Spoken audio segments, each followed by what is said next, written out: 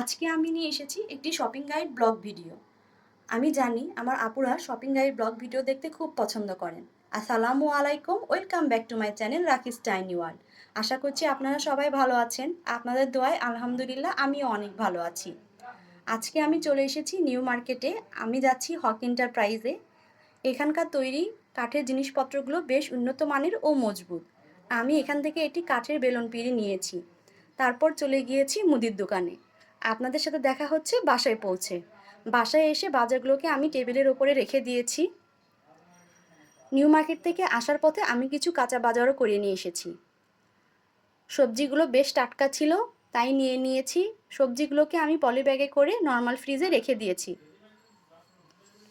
তারপর চলে এসেছি মুদি বাজারগুলো রিফিল করার জন্য। আমি এখানে একটি কাঁচের বোতল নিয়েছি, তাতে মিষ্টিগুলোকে ঢেলে নিচ্ছি। বর্তমানে যে গরম পড়েছে তাতে লেবু শরবত না খেলে চলেই না, তাই আমার মিষ্টিটা কেনা হয়েছে। আমি চেষ্টা করি প্রতিদিন মিষ্টি দিয়ে লেবু দিয়ে শরবত করে খাওয়ার, এতে করে শরীরটা বেশ ঠান্ডা থাকে এবং ভালো লাগাও কাজ করে। তো মিষ্টিটা রিফিল করা শেষে ঢাকনা লাগিয়ে বোতলটাকে আমি জায়গা মতো রেখে দিচ্ছি। এবার আমি আরেকটি কাঁচের বোতল নিয়ে এতে চানাচুরগুলো ঢেলে নিচ্ছি। এই চানাচুরটা আমারও আমার হাজব্যান্ডের খুব পছন্দের। আমরা সবসময় এই চানাচুরটাই খেয়ে থাকি। চাইলে আপনারাও একটু ট্রাই করতে পারেন, আশা করছি আপনাদের ভালো লাগবে।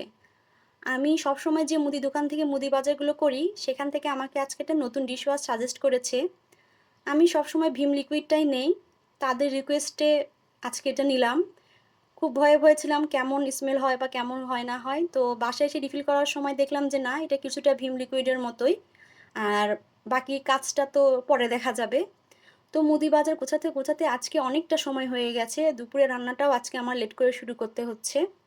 আজকে দুপুরে আমি রান্না করেছিলাম আলু দিয়ে মুরগির কলিজা। ফ্রিজে মুরগির অনেকগুলো কলিজা জমা হয়ে গিয়েছিল, তো ভাবলাম আজকে ওটাকে রান্না করে ফেলি। আর সাথে কিছু পটল ভেজে নিয়েছিলাম।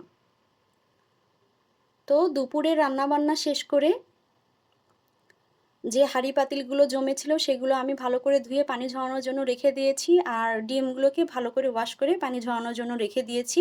পানি ঝরে গেলে এগুলোকে আমি নর্মাল ফ্রিজে রেখে দেব। অফ ক্যামেরা আমি পুরো বাসাটাকে ঝাড়ু দিয়ে নিয়েছি। এখন ভালো করে ঘরটা মুছে নিচ্ছি। আমি চেষ্টা করি প্রতিদিনই প্রায় ঘর মোছার, যদি না পারি সেক্ষেত্রে 1-2 দিন পর পর আমি ঘরটাকে ভালো করে ডিপ ক্লিন করে নিই।